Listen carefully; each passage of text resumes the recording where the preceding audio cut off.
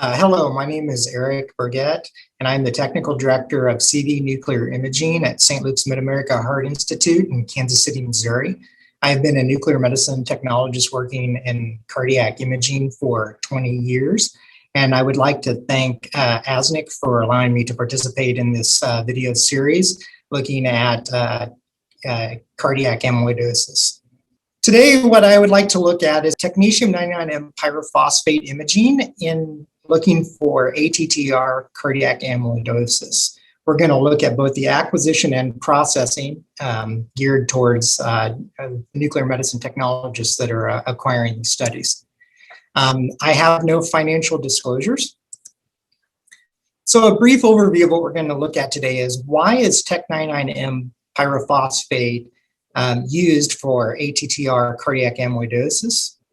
We're going to look into some patient preparation, image acquisition and processing, and then we're going to talk about some potential challenges, not only in acquiring the studies, but really with some of the basic processing that we see. So when we look at the Tc99m pyrophosphate, this is usually delivered to the lab from a central pharmacy, although it can also be compounded from a vial of pyrophosphate. And we use the in vitro labeling method. This has been used extensively in skeletal imaging, and also it's been used in myocardial infarction imaging. There is also a way to do the in vivo method, but that's mainly used for a blood pool and not applicable to our methodology for imaging ATTR cardiac amyloidosis. The Tc99m PYP, it binds to calcium and it has a very high affinity for areas of altered osteogenesis and also in damaged myocardial cells. So we see that we're looking at infarct imaging, we can also see uptake of the Tc99m PYP.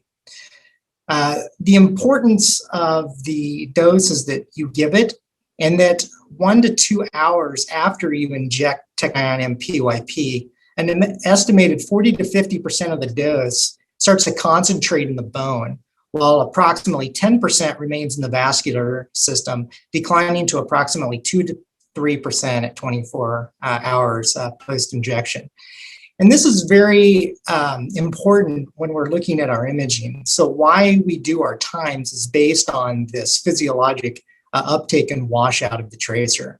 So we'll see that over the time course of injecting the PYP, we'll have a fairly fast washout in the soft tissues, and we'll have a relatively steady amount of activity that remains in the blood pool.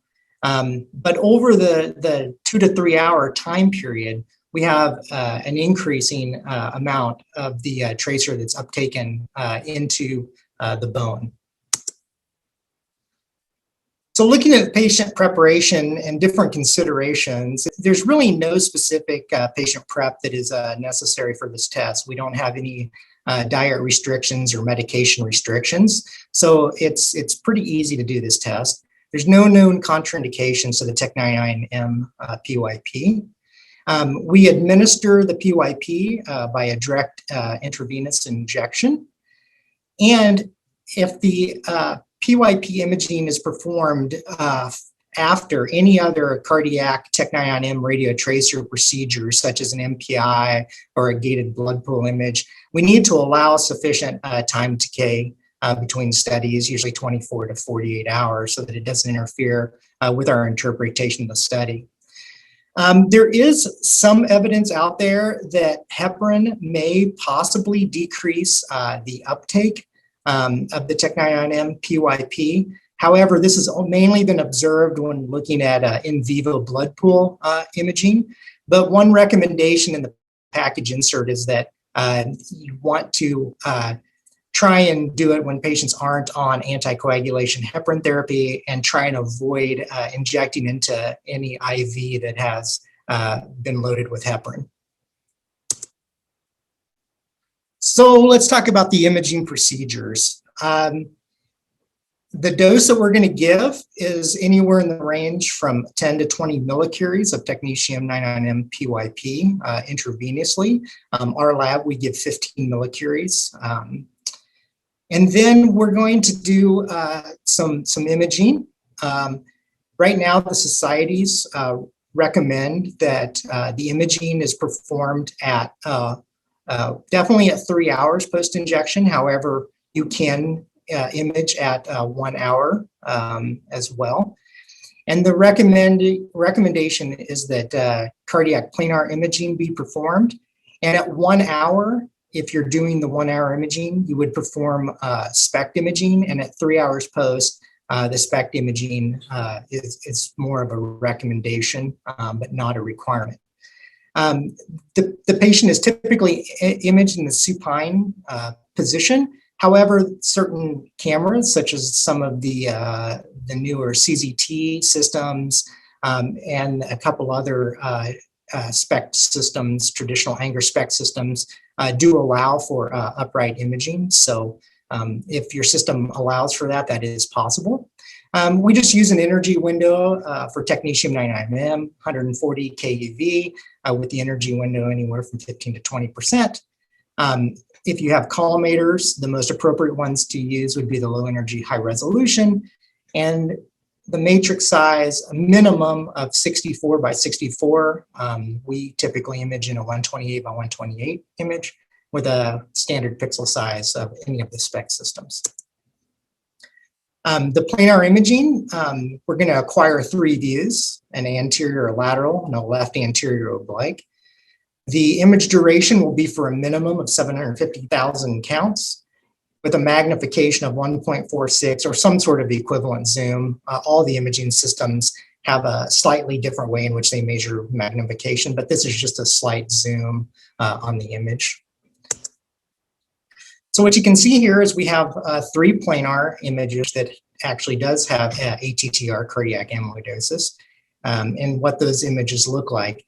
You can really see that these are imaged at 3 hours. You can see that the myocardial uptake actually exceeds that of the uptake in the surrounding bone tissue. So with these planar images, we want to do some quantitative processing.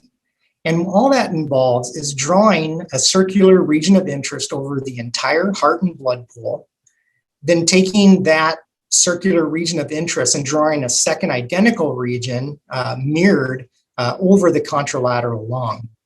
From that, we're going to simply calculate the ratio, take the mean counts in the heart divided by the mean counts in the contralateral lung ROIs, and then we're going to produce a ratio. And so you can see here in this image, we have the heart ROI, and our mean counts are 26.9. The contralateral lung on the left side there is 16.8, and we just divide those numbers and we get a 1 hour ratio of 1.6. It's pretty easy to do in a patient that has a positive PYP scan, but becomes much more challenging when you have a negative study or you have much less uptake to deal with. And what we're showing here is just that the planar imaging, looking at the 1 hour image versus a 3 hour image. And I think what's important to note here is that the concentration of the blood pool is relatively constant, as well as the myocardial uptake. We can also see that the contralateral lung, there isn't much uptake. But what does change in these two pictures between hour 1 and hour 3 is you can start to see the uptake of the bone, especially the ribs. However, in this example, when we look at the ratios, we actually get the same ratio between hour 1 and hour 3. So in addition to doing the planar imaging, there's been some recommendations that SPECT imaging be performed. However, I would go so far as to say that the growing body of literature actually is that SPECT imaging should no longer be considered optional for the diagnosis of TTR amyloidosis, and that you should be doing SPECT imaging on all these patients. And we'll show you later in this presentation what kind of difficulty you can run into if you're using only the planar images and the ROIs to read the study. The SPECT imaging, it's critical in distinguishing the myocardial activity from blood pool activity. When you look at the planar imaging, you're only looking at a two-dimensional image, and it's hard to discern what is myocardium and what is blood pool from that image. It also aids in assessing the Tc99m PYP localization in the myocardium. A lot of times with cardiac amyloidosis, ATTR cardiac amyloidosis, we see that there's increased uptake in the septal wall. And so by doing the SPECT imaging, it allows us to be able to look at where that localization is. And it's fairly simple to do, and I would say that any modern lab that's doing any traditional SPECT imaging or MPI imaging has the technology and the capability to be able to do SPECT imaging for cardiac amyloidosis. Also, and I'll show you an example, the new CZT-based SPECT systems are adequate for doing cardiac amyloid imaging as well. So the SPECT imaging parameters, we want to do an angular range. You can do 180 or a 360 degree rotation around the chest. It's just a standard SPECT acquisition like you would do for any cardiac MPI SPECT imaging. The detectors can be configured at either 90 or 180 degrees, so the cardiac-only cameras will work fine for this. ECG gating, it's not necessary, but we've actually found that in many cases it can actually be very beneficial if you're wanting to look to see if there's an area that is moving or if you just have a blood pool imaging. The number of views per detector, we recommend a minimum of 40, but most SPECT systems will do 32 or 64 or 128. Those are adequate as well. Time per stop minimum of 20 seconds. Obviously, the longer you go, the better counting statistics that you're going to get in the myocardium, and with a magnification of 1. So here's an example of a SPECT image.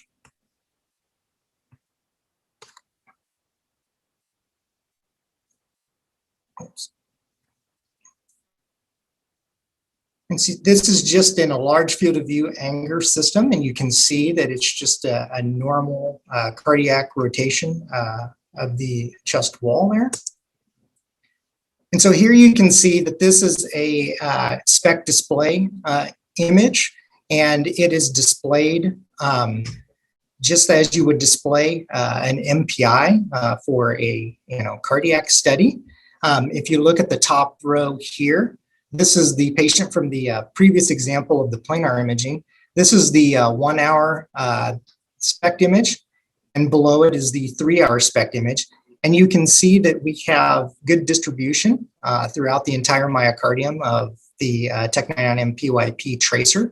And so this is a clearly positive study for ATTR cardiac amyloidosis. It's very helpful in many instances if you are able to perform SPECT CT and you can fuse the images with the CT to see if you've got a positive study.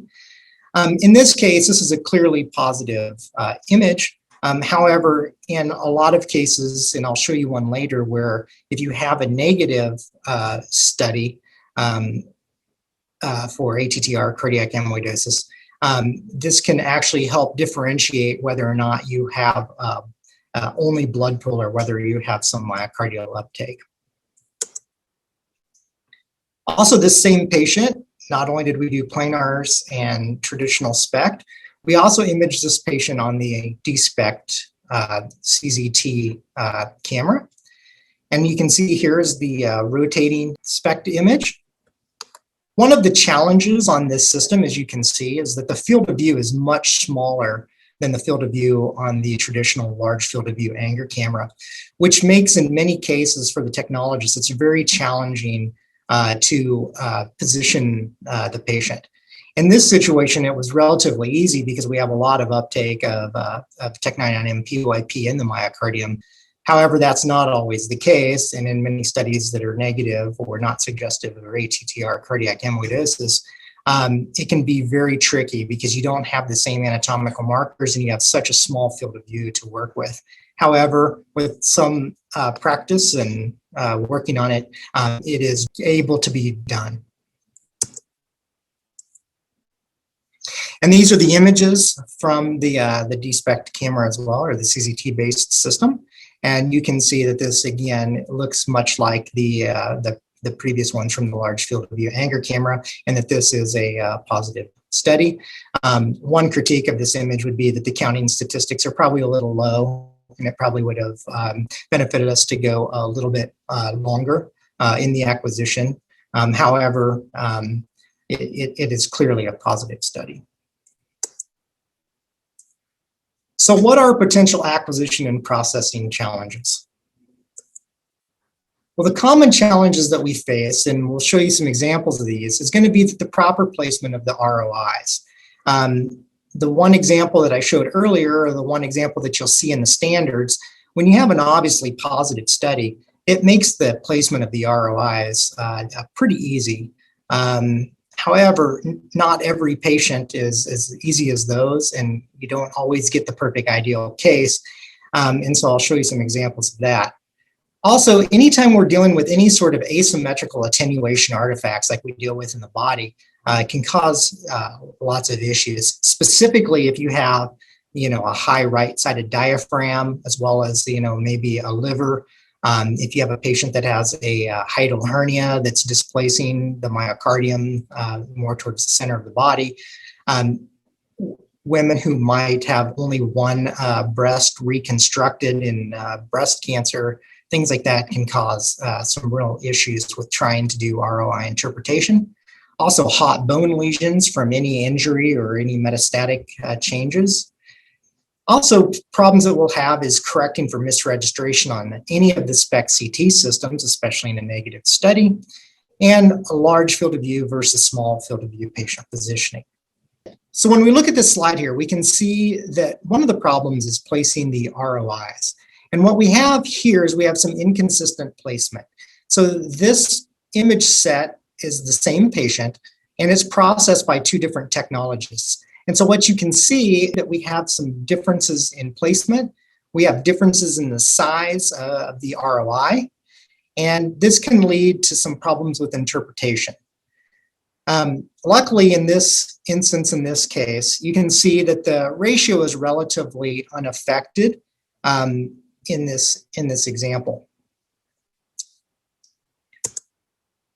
What happens if we draw the ROIs too small? So that's another problem. This is the same patient that we just looked at on the previous slide. And what you can see is we have two differing sizes of ROIs drawn here. So on the left, we have the ROI that's probably too small. It doesn't encompass the entirety of the left ventricle of the myocardium. It's just picking sort of a randomly hotter area of that. And we can see that what happens is this ratio is increased dramatically. Remember on the previous two slides, we had ratios around 1.22 and 1.27. Now, when we draw the ratio a little bit smaller, we have a ratio of 1.49. And if we draw the ratios even smaller, which I wouldn't recommend, however, I have seen this mistake been done by other labs in which they've misdiagnosed or called it study positive that was definitively not positive. You can see that that ratio now is 1.68, so it's significantly higher than the ratios that we got previously. So it's important that everyone and all the technologists that would be processing are trained adequately, and that we make sure that we have our ROIs properly positioned and of the right size. Other issues that we can run into is, where do we draw the ROI? So what we have is we have an example here of a patient. And where would we put this ROI? What you can see is we have some bony lesions, uptake, either arthritis or maybe even some injury to the ribs there. You can see that we have a really high diaphragm on the right side of the image, as well as a lot of attenuation from the liver. So in order to try and get a better sense of where to draw this ROI, what we can do is we can look at the images. Maybe we can invert the color scale here so that we can change the background and look at it. So on the left here, you see that that's what we've done is we've inverted the color scale. You can see those two hot spots, and in fact, the bottom hot spot is almost directly over where you want to draw your ROI from the myocardium. We can look at, maybe what does the image look like in the other projections, the LAO or the lateral projection. And in this case, I'm not sure that helps us a lot because we still see the same hot spots and we see the ribs overlaying the heart. So if we kind of go with our standard placement of what is shown, we would draw our two ROIs mirrored from each other over the top of the myocardium. But you can see what happens in this example is that now we've actually included some of the hot bony region on the left side of the patient in the ribs there. And if we look over on the right side of the patient, you can see that we've probably included not only a little bit of bone, but maybe a little bit of the right ventricle as well. So is there a better way to do the placement? That's the question. And I'm not sure that we have a definitive answer for that. We can make the ROIs a little bit smaller, but you can see that in doing that, we have increased the ratio. What if we take the ROI in the lung side and make it a little bit smaller and actually move it into the lung? You can see again that significantly changes the ratio. So these are all pitfalls and problems that we run into when we're looking at only planar imaging and using the ratio as our sole determination of whether or not a study is positive. So this same patient, luckily for us, we performed SPECT imaging on this patient. And when we look at the SPECT CT, you can see that this is clearly a blood pool study. So our ratio numbers were right.